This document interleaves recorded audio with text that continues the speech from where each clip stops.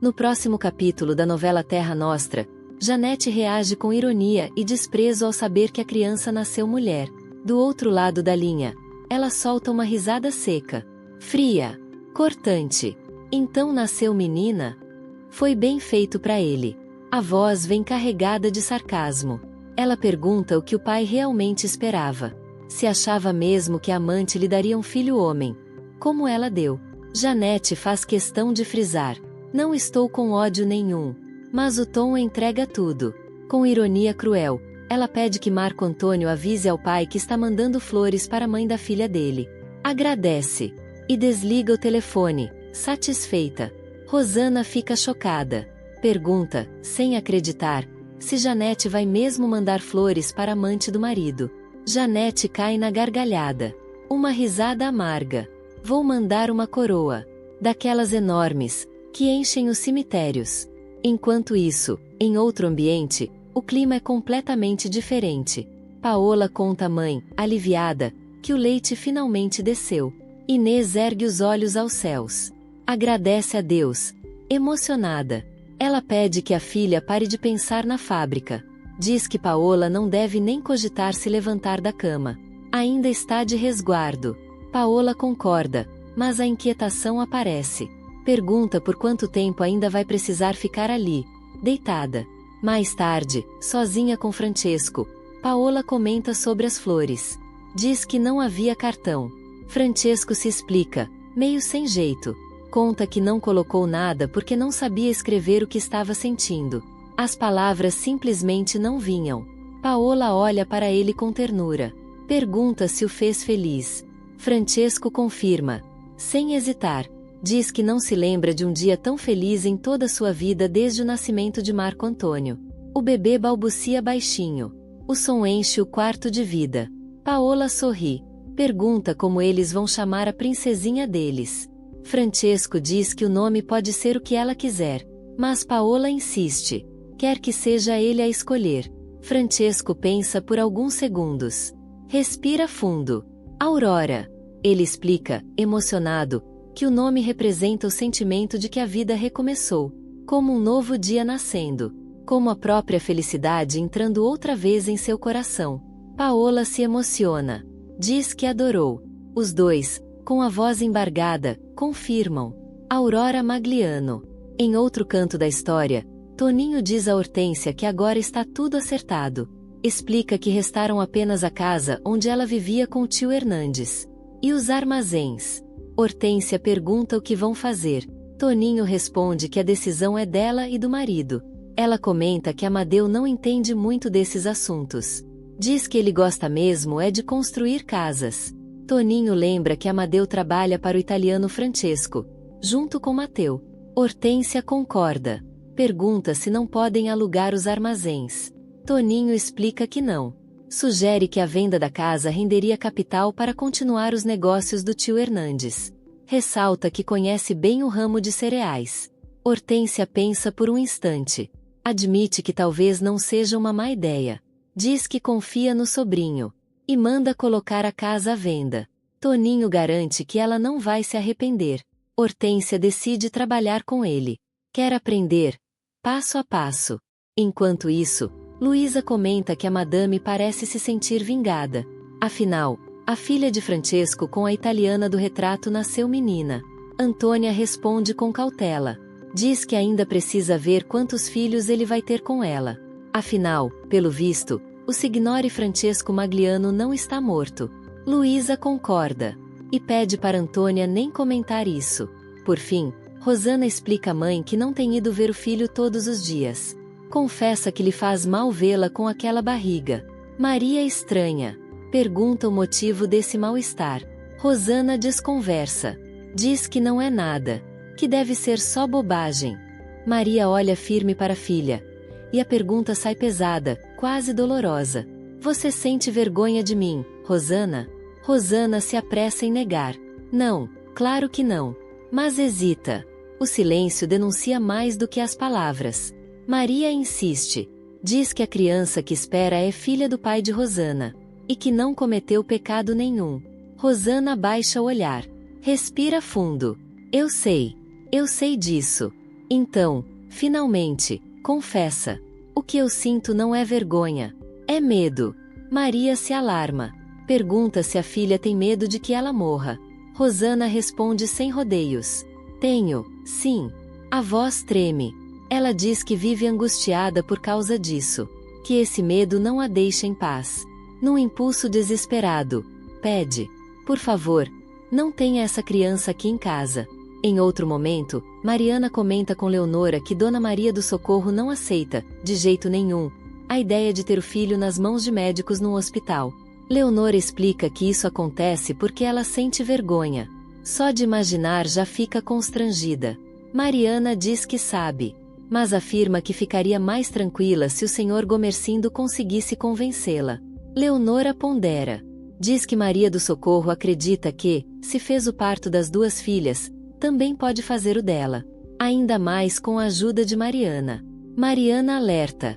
Séria. Diz que pode ser arriscado. Questiona o que acontece se surgir alguma complicação. Leonora admite que também pensa nisso. Mariana lembra, com cuidado. Ela já não é mais uma mocinha. Leonora concorda. Mas diz que, se é isso que ela quer, pouco pode ser feito. Mariana conclui, resignada. Então vai ter que ser assim. Vou fazer o parto e contar com a mão de Deus. Leonora completa, quase num sussurro. Diante de um doutor, ela não teria coragem nem de abrir as pernas. É vergonha demais. De volta a Maria. Ela diz que está se sentindo muito bem, mas afirma que se sentiria melhor ainda se pudesse contar com a confiança delas. Rosana pergunta de quem a mãe está falando. E comenta que Angélica está na fazenda. Parece mais preocupada com os cafezais do que com a própria mãe. Maria pede que ela deixe a irmã em paz. Rosana suspira. Concorda. Diz que não vai falar mais nada. Maria então manda que ela vá ver o filho. Rosana se afasta. Sozinha, Maria desabafa em voz baixa. Diz que já não basta o pavor que está sentindo. Como se o medo fosse maior do que consegue suportar. Enquanto isso, Paola chama Marco Antônio. Ele aparece meio hesitante. Vim ver a minha irmã. Posso entrar? Paola sorri. Claro que pode. Ela está ali no berço. Marco Antônio entra. O som dos passos se mistura ao balbucio suave do bebê. Inês se encanta. Comenta como a menina é bonita. Pergunta se ele não acha o mesmo. Marco Antônio concorda. Diz que ela é realmente linda. E acrescenta: nunca vi meu pai tão feliz na vida. Paola confirma, emocionada. Mesmo lembrando de tudo o que aconteceu. Da loucura do pai. Marco Antônio olha para Paola. E diz, com sinceridade: eu gosto muito de você. A frase sobre nunca ter visto o pai tão feliz ecoa em sua mente. Francesco se aproxima. Pergunta ao filho se ele viu a menina. Vi, sim. Mas foi estranho olhar para ela e pensar que é minha irmã. Francesco reage de imediato. E ela é? Ela é sua irmã. Marco Antônio explica. Eu não estou discutindo isso. Só achei a sensação estranha. Francesco então conta. O nome dela é Aurora. Já registrei. Marco Antônio concorda. Diz que é um belo nome. E conclui, com meio sorriso resignado. Depois disso tudo, acho que nunca mais vou me espantar com nada do que o senhor fizer na vida. Francesco apenas reage com um comentário contido. Por fim, Augusto comenta que, por ele, Angélica viveria com Gomercindo na mansão de São Paulo. Diz que isso facilitaria muito a sua vida. Gomercindo responde com calma, mas firme. Diz que não foi por falta de insistência. Ressalta que Angélica está cuidando muito bem dos negócios da fazenda. Augusto concorda. Reconhece que nisso ela tem sido exemplar. Gomercindo conclui, direto. Então não há do que se queixar. Augusto muda o tom. Confessa que o que realmente o espanta é ver como os italianos a estimam. Como a reverenciam. Obedecem às ordens dela com firmeza. Sem contestar. E sempre acompanhadas daquele sorrisinho. Gomercindo afirma que esse é exatamente o ponto. Diz que, sorrindo, Angélica sempre conseguiu tudo o que quis na vida. Inclusive, tirar Augusto daquela italiana. Paola. Augusto fica visivelmente constrangido. Pergunta por que o sogro resolve tocar nesse assunto agora. Gomercindo não recua. Lembra que foi Angélica quem conseguiu de volta as terras que o pai de Augusto entregou ao siciliano, em troca da filha. Augusto admite que essas lembranças o deixam desconfortável. Gomercindo então adverte: preste atenção no que faz daqui pra frente. Agora você é deputado. Não se esqueça disso. Augusto garante que não vai esquecer. Enquanto isso, Angélica manda Florinda se sentar e almoçar com ela. Questiona se vai ser preciso discutir isso todos os dias. Deixa claro que, quando estiver sozinha, quer a criada à mesa. Florinda concorda, sem discutir. Mais tarde, Angélica volta ao assunto. Diz que Florinda anda conversando demais com seu marido. Pergunta se isso é verdade. Florinda nega. Angélica a acusa de mentira. Florinda se explica. Diz que só conversa quando o doutor puxa assunto. Angélica quer saber que tipo de conversa é essa. Florinda se incomoda. Diz que não entende porque está sendo interrogada. Angélica responde seca. Pergunto porque quero saber. Em seguida, vai direto ao ponto. Questiona se o marido anda se insinuando para Florinda. Diante da negativa confusa da criada, Angélica ameaça: não se faça de besta, ou vai voltar pro trabalho pesado na enxada. Florinda se assusta. Afirma que sim, mas diz que não escuta o que ele fala. Angélica se surpreende. Pergunta se ela realmente não escuta. Florinda garante que não. Lembra que ele é um homem casado, que respeita muito Dona Angélica, e reforça que é uma moça direita. Angélica pergunta se nunca aconteceu nada entre eles. Florinda nega com veemência. Deus me livre. Repete que não dá ouvidos ao que o doutor Augusto lhe diz. Angélica observa por alguns segundos. Então aceita a explicação. Pede que Florinda se acalme. Garante que não vai mandá-la de volta para a enxada. Florinda declara sua inocência, quase chorando. Angélica diz que sabe, e afirma conhecer muito bem o marido que tem. Encerrando o assunto, convida: vamos comer em paz. Por fim, Gomercindo afirma que a filha está muito bem, e que a neta está melhor ainda. As palavras tocam fundo Maria do Socorro, que se emociona, em silêncio. Augusto comenta que Angélica manda muitas lembranças. Explica que ela não veio junto porque não tinha com quem deixar Maria Lina. Gomercindo observa, com certo ar crítico, que Angélica ainda não confia em Florinda. Diz que não confia como confiava em Leonora. A italianinha ainda não conquistou esse espaço. Maria concorda na hora. Diz que Angélica faz muito bem. Gomercindo então pergunta pela esposa. Maria responde rindo. Diz que está muito bem. E anuncia que tem uma novidade. Quando descobre que Paola, a italianinha, teve uma menina, Gomercindo logo entende. Então é a filha do Francesco Magliano. Maria confirma. Conta que foi Rosana quem lhe deu a notícia. Gomercindo ri, divertido. Brinca dizendo que o velho italiano não perdeu tempo. Augusto completa, num tom meio ácido. Ela deu uma filha àquele carcamano. Em outro momento, Mateu conta a Juliana que já tem um bom dinheiro guardado. Garante que Francesco está sendo correto com eles. Explica que agora recebem todo mês a parte da prestação do sobradinho que ele e Amadeu construíram. Um dinheiro certo. E bom. Juliana afirma que Francesco é amigo deles. Pede que Mateu ponha isso na cabeça. Mateu concorda.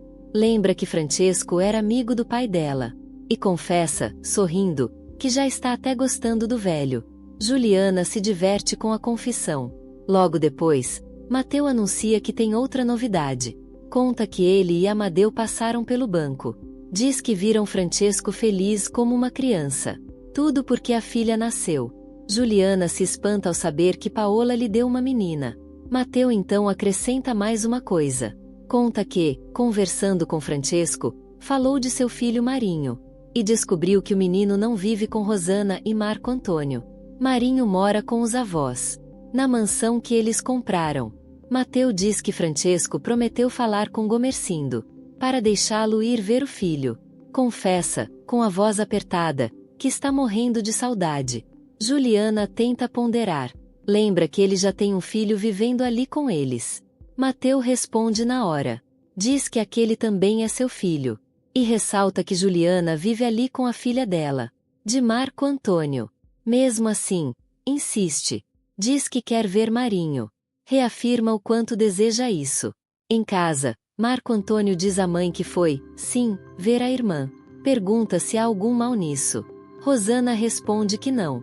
Janete, irônica, intervém. Diz que o pai dele deve estar babando feito um tolo. Marco Antônio apenas responde. Ele está feliz. Janete provoca. Questiona se ele tem certeza de que a filha é mesmo dele. Marco Antônio se irrita. Diz que a mãe está sendo desagradável. Janete insiste. Afirma que não põe a mão no fogo por aquela italiana. Marco Antônio rebate. Firme. Diz que poria. Porque Paola ama o pai de verdade. Janete ri com desprezo. Chama o filho de outro tolo. Diz que ele puxou ao pai. Marco Antônio responde na hora. Melhor do que ter puxado a senhora. Ele se afasta. Rosana repreende Janete. Diz que ela não devia ter falado daquela forma. Janete responde fria. Diz que é melhor assim. Que o filho esfria a cabeça. Rosana suspira. Pede licença. E se retira. Mais tarde, Toninho deseja boa noite à avó. Dolores responde com carinho. Chama-o para perto. Pede que se sente. Diz que quer conversar. Toninho concorda. Enquanto isso, Hortência confessa que nunca esteve tão tranquila na vida. Amadeu olha para ela com ternura. Diz que sempre soube que ela seria dele, desde a primeira vez que a viu. Hortência ri. Confessa que, no começo, sentia medo, pelo jeito como ele a olhava. Amadeu sorri. Diz que já estava enfeitiçado. Depois, suspirando, fica sério. Diz que agora os dois precisam decidir o que vão fazer da própria vida. Hortência olha para Amadeu com firmeza. Sem rodeios. Eu vou viver com você. Amadeu sorri, emocionado. Responde na mesma hora. E eu vou viver com você, minha mulher. Hortência pede que ele fale mais. Que diga o que sente. Amadeu não foge. Declara o carinho. Fala com o coração aberto. Hortência retribui. Diz que também o ama. Sem medo. Sem hesitar. Mais tarde, Toninho comenta com a avó que aquela casa vale alguns contos de réis. Dolores se espanta. Pergunta se a tia Hortência não queria viver ali com o marido, Amadeu. Toninho confirma. Diz que é exatamente isso. Dolores sugere então alugar a casa e os armazéns. Mas Toninho explica. Ela não quer alugar nada. Conta que a intenção é vender a casa. E, com o dinheiro, encher novamente os armazéns de mercadoria. Dolores fica surpresa. Pergunta se ouviu direito. Toninho explica com calma. Diz que o tio Hernandes tinha um grande negócio nas mãos. Mas não era honesto com quem trabalhava com ele. Queria ficar milionário rápido demais. Dolores observa, preocupada. A pobre Hortência não entende nada disso. Não entende de negócios. Toninho rebate. Aprende. Dolores então pergunta o que Amadeu pensa disso tudo. Amadeu entra na conversa. Pergunta a Hortência se ela entende de comprar coisas como batata, cebola e feijão. Ela responde sincera. Não. Mas posso aprender. Amadeu diz que sempre achou mais certo vender aquela casa. Pegar o dinheiro. E investir em outra coisa. Hortência pergunta em que. Ele responde sem hesitar. Construção de casas. Como eu e Mateu estamos fazendo com o Sr. Magliano. Hortência admite que também não entende de construção. Amadeu sorri. Mas eu entendo. Explica que é um negócio em dobro. E que não quer mais ficar na mão daquele banqueiro. Hortência começa a entender. E Amadeu conclui. Você devia vender a casa. E os armazéns também. Hortência completa o raciocínio. Para colocar tudo na construção de casas. Amadeu confirma. Enquanto isso, Mariana agradece a Leonora. Conta que, quando voltou à pensão para levar de volta a filha de Juliana, viajando na carroça ao lado de Marco Antônio, percebeu o quanto ele ainda gosta dela. Leonora responde que, lá na fazenda, vê claramente o sofrimento de Rosana. Sempre que Mateu vai embora. Mariana pergunta se ela acredita que Rosana esteja realmente apaixonada por ele. Leonora balança a cabeça. Não acredito. Mariana concorda. Diz que também não acredita que Mateu esteja apaixonado por Rosana. Afirma que o que existe entre eles é um amor de mentira. Leonora concorda. Diz que é mesmo um amor falso. E acrescenta: o único amor verdadeiro é o de Mateu por Juliana. Aquele que nasceu naquele navio maldito. Mariana ri. Diz que conhece bem essa história, de tanto ouvir Juliana falar quando vivia naquela mansão. Leonora conclui, convicta: por isso eu acredito. Nada nessa vida maldita vai separar os dois. Ainda mais agora que eles têm o filho deles.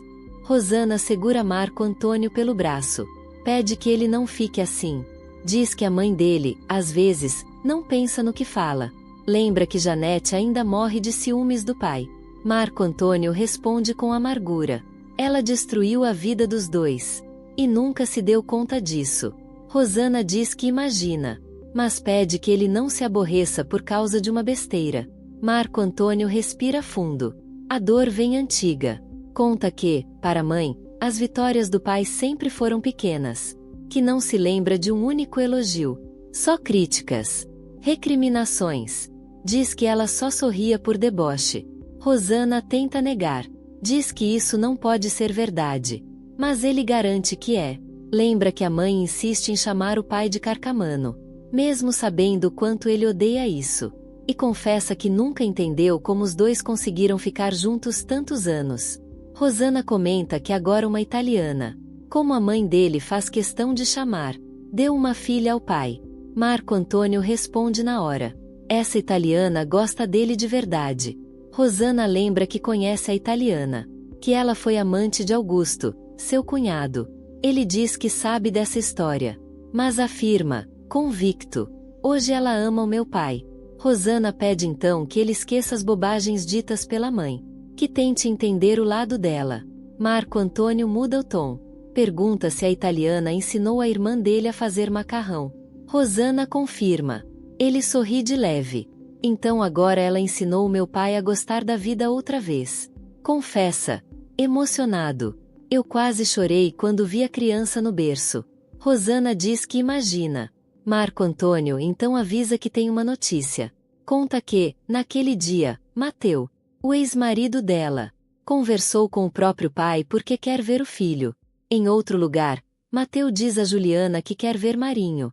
Pede que ela não sinta ciúmes de Rosana por causa disso. Juliana concorda. Diz para ele ir ver o filho. Mas avisa. Depois não reclame quando Marco Antônio vier ver a Aninha. Mateu aceita. Diz que não vai reclamar. Só faz um pedido. Não receba Marco Antônio no nosso quarto. Juliana concorda. Diz que levará a Aninha para a sala. Mateu aceita. Mas confessa que odeia Marco Antônio. Juliana responde na mesma moeda. E eu odeio a Rosana. Ao saber que Mateu quer ver o próprio filho, Rosana se espanta. Reage na hora. Isso eu não aceito. Meu pai jamais vai permitir. Marco Antônio questiona. Pergunta se não seria justo. Lembra que é um direito de pai. Rosana rebate. Dura. Diz que Mateu perdeu qualquer direito no momento em que abandonou o filho. Marco Antônio pergunta se ela tem medo de reencontrar o italiano. Rosana nega. Diz que não sente mais nada por ele. Mesmo assim, Marco Antônio percebe. Não é o que parece. Rosana se irrita. Acha que ele está defendendo Mateu. Marco Antônio explica. Eu não defendo. Só reconheço o direito que ele tem de ver o filho. E acrescenta. Assim como eu tenho o direito de ver minha filha quando quiser. Rosana encerra a discussão. Diz que não adianta continuarem falando disso. Afirma com convicção. Meu pai jamais vai deixar Mateu entrar naquela casa. Marco Antônio responde. Calmo. Espere ele conversar com seu pai. Por fim, Tizi comenta com José que a irmã nasceu bem branquinha. José responde. Simples. Puxou a cor do pai. Antenor entra na conversa com naturalidade. Diz que depois a menina escurece. Nada demais. Em seguida, muda o tom. Manda os meninos terminarem logo o café. Já está na hora da escola. Tizi se despede do tio. Chama o primo. Os dois saem juntos. Pouco depois, Naná aparece. Pergunta se eles já foram. Antenor confirma. Então, com o semblante mais fechado, conta que ouviu uma notícia na casa comissária, no dia anterior. Uma notícia que não lhe agradou nada. Naná se assusta. Pergunta, aflita, se vão mandá-los embora. Antenor responde sério. É pior. Revela que houve um caso de peste bubônica em Santos. Naná empalidece. Lembra da peste dos ratos. O medo volta com força. Antenor acredita que a doença tenha chegado em algum navio. Assustada, Naná reage imediatamente. Antenor é direto. Diz que, se a peste se espalhar, ele não pensa duas vezes. Vai pegar Naná, a filha e os meninos. E sair dali imediatamente. Em outro lugar, Marco Antônio entrega o jornal ao pai. Pede que ele leia. Francesco estranha. Pergunta do que se trata. O filho explica que são notícias de Santos. Francesco imagina que seja mais uma queda no preço do café. Marco Antônio esclarece. Não é isso, não. É sobre a peste bubônica. Surpreso, Francesco manda que o filho insista para que ele leia. Ao se dar conta do conteúdo, se espanta. Marco Antônio explica que um navio atracou no cais trazendo a peste. Que alguém desembarcou doente.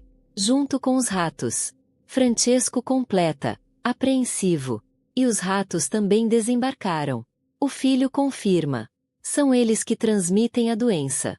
Assustado, Francesco comenta a gravidade da peste. Muito pior do que a febre amarela.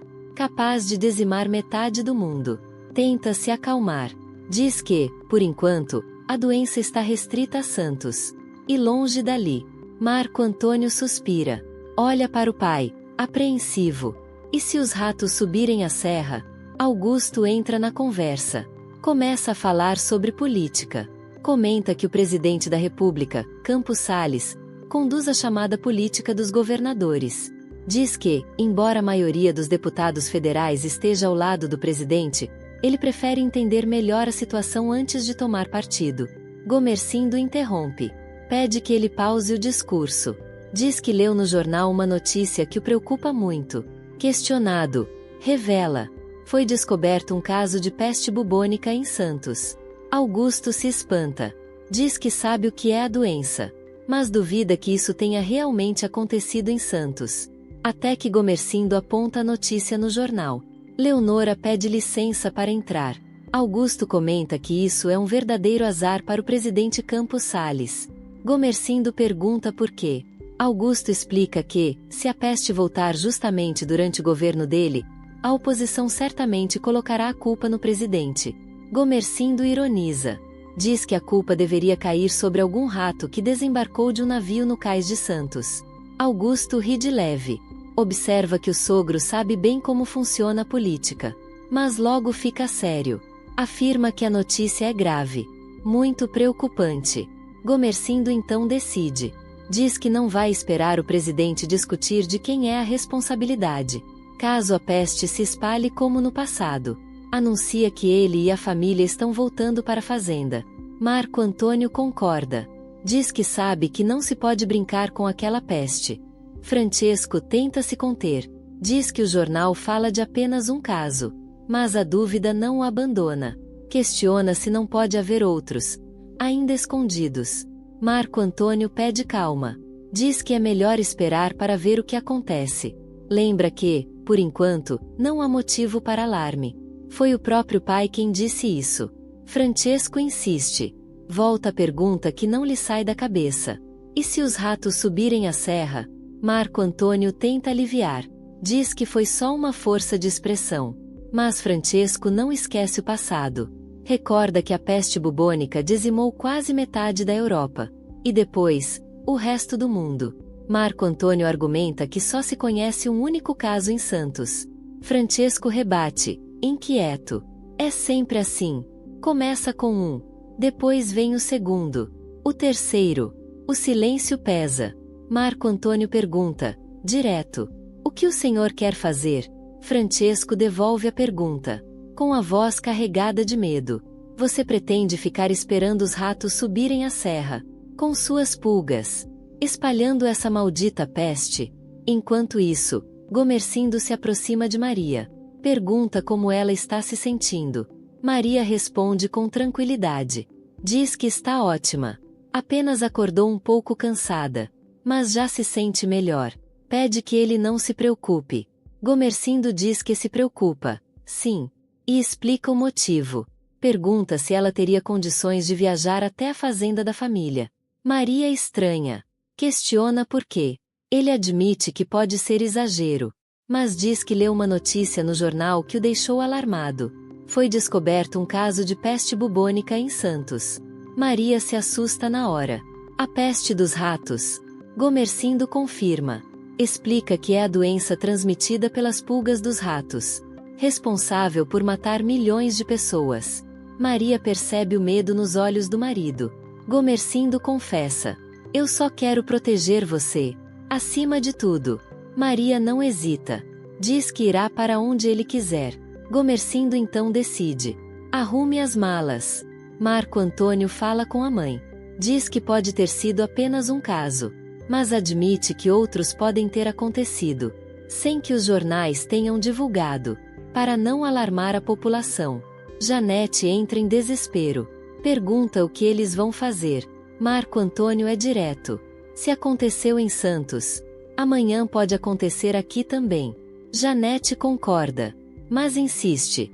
E o que a gente pode fazer? Ele explica que o pai acredita que a família deve sair da cidade, antes que os ratos cheguem trazendo a peste. Maria anuncia. Firme. Todos nós vamos para a fazenda. Mariana aparece, confusa. Pergunta o que está acontecendo. Maria não permite discussão. Manda que ela vá arrumar as malas se quiser ir junto. Chama também Leonora. Enquanto saem, Leonora pensa alto. Pergunta a si mesma se Maria vai querer ter o filho na fazenda, na própria cama. A ideia a assusta. Rosana procura o pai. Diz que Marco Antônio já lhe contou tudo. Gomercindo pede que ela fique calma, que não se apavore. Confirma que há pessoas morrendo, mas ressalta que ainda não ali, nem em Santos, oficialmente. Mesmo assim, anuncia. Eu e sua mãe vamos para a fazenda. Rosana decide na hora. Diz que vai junto, e que levará o filho. Gomercindo afirma que já havia pensado nisso. Rosana comenta que devia saber. Ele conclui. Pode até ser exagero, mas seguro morreu de velho. Por fim, Francesco comenta em voz baixa. Diz que houve apenas um caso em Santos, mas reconhece, inquieto. Outros podem acontecer. Anacleto estranha o assunto. Não entende aquele clima repentino. Inês explica, em voz baixa, que estão falando da peste. Anacleto franze a testa. Diz que ouviu falar, sim, da peste bubônica. Francesco reforça. Lembra que é a mesma peste que, por pouco, não matou Tiziano. Anacleto recorda que essa doença existiu na Sicília, mas descarta a possibilidade. Diz que não acredita que isso chegue ao Brasil. Francesco rebate de imediato, com impaciência. O senhor está 100 anos atrasado na história. Nesse momento, Paola aparece. Quer saber o que está acontecendo. Inês se apressa. Pede que ela volte para a cama. Paola insiste. Quer entender.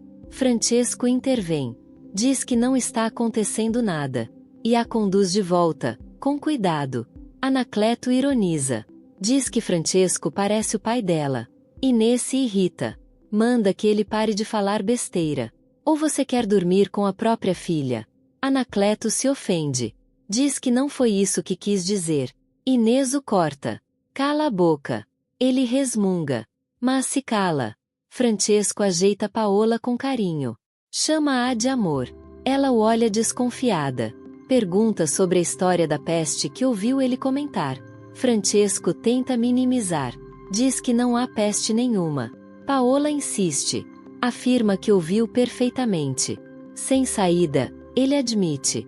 Diz que foi apenas uma notícia de jornal. Paola não se dá por satisfeita. Francesco suspira. Pede que ela não fique nervosa. Paola responde de imediato. Já estou nervosa. Agora fala logo. Então ele conta. Diz que o Jornal de Santos noticiou a morte de um homem por peste bubônica, a peste dos ratos, e que existe o temor de que ela se espalhe pelo Brasil. Paola se assusta. O medo toma conta do rosto dela. Francesco se aproxima. Diz que quer levá-la para longe da cidade. Ela e a filha deles. Paola reage. Pergunta para onde iriam. E se ele espera mesmo que ela deixe a fábrica. Em outro ambiente, os copos são servidos. Hortência agradece. Mateu comenta que agora ficou preocupado com aquela história. Amadeu questiona. Pergunta se não passa de conversa do povo. Hortência rebate. Diz que, quando o povo fala, sempre há um fundo de verdade. Juliana concorda. Amadeu pondera. Diz que, com aquela maldita peste, é possível que ela tenha chegado até ali. Mateu fica apreensivo. Juliana lembra que o pai sempre dizia que a peste era causada pelos ratos. Amadeu confirma. Diz que demoraram muito para descobrir isso, na época da calamidade. Recorda que muitos mortos eram queimados nas ruas. Tudo para impedir que a peste se espalhasse. Mateu concorda. Sombrio. Amadeu lamenta. Fala da quantidade absurda de gente que morreu. Juliana pergunta como aquela peste conseguiu chegar até ali. Amadeu responde que não era para ter chegado. A peste bubônica já era considerada coisa do passado. Hortência pede que mudem de assunto. Afirma, com convicção, que não vai haver peste nenhuma. Amadeu concorda em esperar. Diz que é melhor aguardar, ver o que os jornais vão publicar no dia seguinte. Por fim, Rosana diz a dona Janete que a mãe não está fugindo da tal peste. Conta que, quando ouviu o pai dizer que pretendia levá-la para ter o filho na maternidade de São Paulo, na ladeira de Santa Efigênia, foi aí que passou a temer, de verdade, as pulgas dos ratos. Janete pede que Rosana não recrimine a mãe. Diz que isso não ajuda em nada. Rosana, porém, não se conforma. Questiona o fato de Maria ter levado Mariana e Leonora para serem suas parteiras. Diz que não aceita isso. Não consegue aceitar. Janete tenta relativizar. Lembra que a italiana fez o parto dela e da irmã. Pergunta se não correu tudo bem. Rosana confirma. Diz que, sim, correu tudo bem. Tanto com ela, quanto com Angélica. Mas logo acrescenta. A diferença é a idade da minha mãe. Janete rebate sem rodeios. Diz que, se ela fosse tão velha assim, não estaria esperando um filho do pai de Rosana. Mais adiante, Gomercindo comenta que estaria mais tranquilo se Rosana tivesse vindo com eles. Maria explica que a filha ficou em São Paulo, cuidando do filho, com o marido. Mesmo assim, Gomercindo não esconde a preocupação. Diz que estão acontecendo mais mortes por causa da peste. Que isso pode virar uma calamidade. Como no passado. Mariana pede que ele não pense no pior. Gomercindo responde firme. Eu preciso considerar essa possibilidade. Leonora confessa que está apreensiva com Bartolo. Diz que ele não vai gostar nada de saber que ela deixou a filha em São Paulo. Maria tenta tranquilizá-la. Pede que ela não se preocupe. Garante que a moça saberá cuidar da criança, como cuida do próprio filho. Leonora insiste.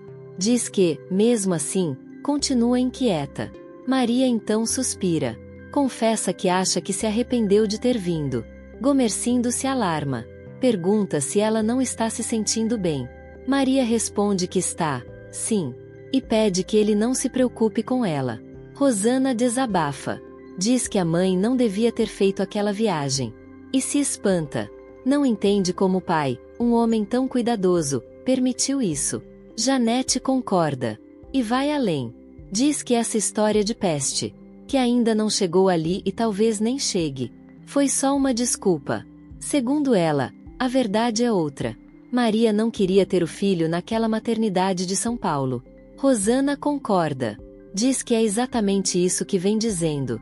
Janete acrescenta que o Dr. Braulio Gomes é um médico muito conceituado, e que Maria estaria muito melhor nas mãos dele, do que nas daquelas duas mulheres. Rosana pergunta sobre a vergonha. Janete a tranquiliza. Pede que ela não fique tão aflita. Garante que a mãe vai chegar bem à fazenda, e que terá o filho na própria cama, como sempre quis. Rosana suspira. Diz apenas que espera que assim seja. Em outro ponto da cidade, Antenor fala com Naná. Conta que mais 2 pessoas morreram de peste. Naná pede que ele não diga isso. Antenor continua.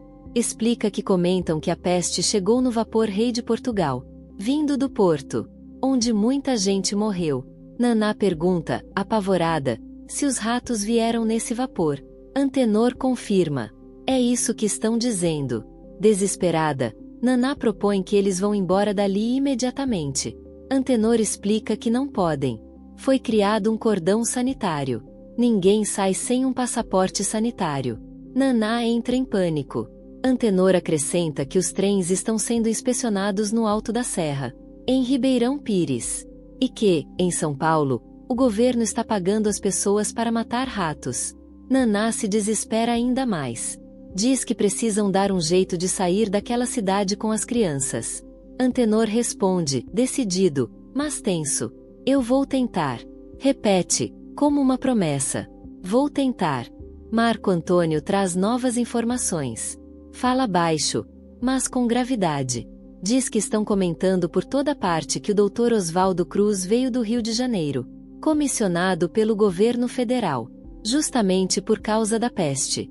Conta que, ontem, ele se reuniu com os doutores Emílio Ribas e Adolfo Lutz no Instituto Bacteriológico, e que hoje seguiu para Santos. Janete fica alarmada. Pergunta se a situação está ficando séria. Marco Antônio confirma. Diz que está muito séria. Explica que o Lloyd brasileiro suspendeu todas as escalas de navios no Porto de Santos. Que o governo autorizou a hospedaria de imigrantes da Ilha das Flores, no Rio de Janeiro, a receber os imigrantes destinados a São Paulo. O motivo é claro. Ninguém pode desembarcar em Santos enquanto houver peste. Rosana se antecipa. Diz que acha melhor irem para a fazenda do pai. Afirma que não quer ficar ali. Ainda mais com o filho. Janete comenta que Luísa contou que trouxeram veneno para matar ratos. E que os homens do serviço sanitário fizeram uma grande limpeza no quintal. Marco Antônio acrescenta. Isso está acontecendo em toda a cidade. Rosana insiste. Diz que quer ir embora com o filho. E que precisa de notícias da mãe. Janete admite, aflita, que está ficando muito assustada. Rosana então propõe. Vamos todos juntos para a fazenda do meu pai. Enquanto isso, na estrada, Maria do Socorro reclama, angustiada. Diz que o coche balança demais. Gomercindo pergunta, preocupado, o que ela está sentindo. Entre gemidos e exclamações de dor, Maria responde: eu só queria que esse trem deixasse a gente logo na porteira da fazenda. Leonora se assusta. Mariana se aproxima. O que a senhora está sentindo? Maria responde, com a voz quebrada. Dores horríveis. Gomercindo tenta acalmá-la. Diz que eles já estão em suas terras. Que falta pouco. Mas a dor aumenta. Tomada pelo sofrimento, Maria segura o braço do marido. E pede, quase gritando. Manda parar o coche. Agora. O clima se torna tenso. A viagem, que era fuga, começa a se transformar em urgência.